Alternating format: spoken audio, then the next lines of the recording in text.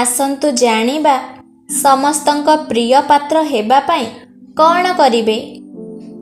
କେବେ ବି ମିଛ କୁହନ୍ତୁ ନାହିଁ ଓ ମିଛକୁ ଆଶ୍ରୟ ଦିଅନ୍ତୁ ନାହିଁ।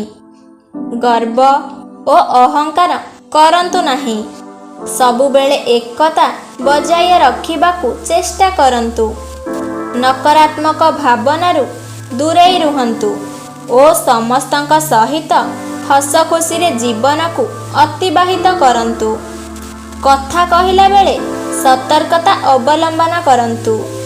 କାହାକୁ ପରିହାସ କରି ନିଜେ ମହାନ ହେବାର ଆଶା ରଖନ୍ତୁ ନାହିଁ।